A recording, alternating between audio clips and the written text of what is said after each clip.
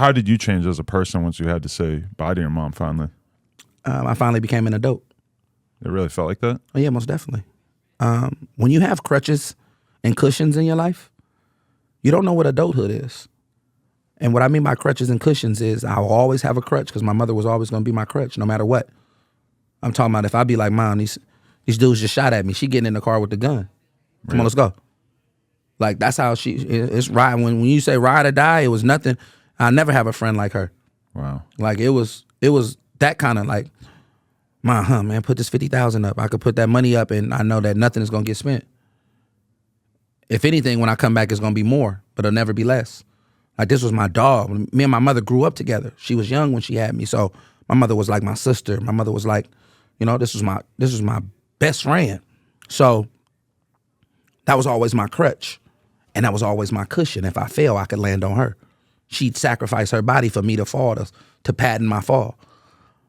Once that was removed, I no longer have a crutch or a cushion. And I got to deal with life head on. So I talk about my mother's addictions, but as I said, I can't talk about hers without revealing mine. Me being addicted to syrup, me being addicted to weed, over-sexualized, and things of that nature. Those were the addictions that I was fighting. A syrup addiction where we got a brick a day. Me and my brother G feel, no cappy. A brick is how many pints? Like 16. And you were drinking how many? Daily. Me and him, easy. That's nothing. You were drinking 8 pints each? Easy. What? Easy. This is, ask anybody in our hood. We syrup boys, bow boys for real. Like, I'm talking about whole hood. And I had the access to it. Right. My mama worked in the hospitals. Now even the rich dudes are pouring up a deuce, and it's like, it gets so expensive. Yeah, but it's so expensive now. Back then, you could get a brick for $50. Right. Like, you know what I'm saying? Like, you could get and this was serious. Like, syrup was serious. But those were the addictions that we were struggling with. We were struggling with those. And we didn't know we was addicted. We didn't look at it as an addiction. We like, bro, we just sipping syrup. This casually pastimes. What year or when in your life did you start drinking lean like that? 04. Okay. 04, 05, 04. And what were the circumstances by which you had to basically quit? Because it always gets bad at some point for everybody. Not necessarily for me. Really? It's recognition. Like, I've had a gift of cold turkey. Really? Meaning, and it's sometimes it's difficult. It's a stern decision making, but like I can be like, I'm stubborn. So I could be like, oh, I ain't rocking with them no more. And I'll never talk to you again. Like, you know what I'm saying? In my older age, I'm learning to be more forgiving and more understanding and, not so naive to my own perception. But I'd be like, I don't want to smoke weed no more. And then I'd just stop. I haven't smoked weed in years.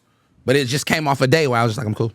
Nothing tragic, nothing happened where I was like, oh, I was in a coma and I passed out. Like, nothing like that. I just was like, I'm cool. I don't want to do this no more. That's pretty impressive. Man, all glory go to God for my story. Yeah, definitely. So, okay, when you're talking about planting seeds of your rap career when you didn't really have any kind of resources, what did that look like? Most people just rap for money.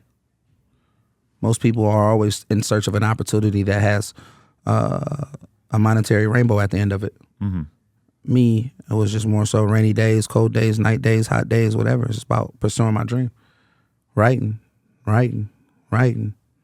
going after it. Open mics, house parties. I just want to get heard. I just want to be seen.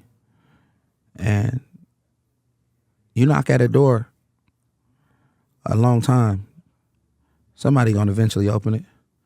And if they don't, you'll sneak through a window. You'll find a way in. And in my mind, knowing that this is what I want to do and not plan B was plan A was going to work. Aggressively going after it with passion to be determined about this is where I'm going. I'm claiming it. And that's all I did. I claimed it. Like, I'm one of them dudes, like, I never sold crack. I never did none of that. I wanted to be a rapper. Folks get on here and they get to lying about their childhood and all stuff like that. Like, oh yeah, I was Lil Meech in the hood. I was, I was this, I was that. My whole hood know. Niggas know what's up with me. Like, yeah, we know. Nigga used to go to the store for niggas. Like, like, stop lying. Like, I was a rapper. I was the artist in my hood. Like, I was the dude, like, man, bro, the OGs, I would walk up on the block, they'd be like, spit something, Stan, let me hear you. All right, so you see it. We just hit 500K. You know what that means? That means you gotta subscribe and get us to 600K because we are dangerously close to 666K. Let's go.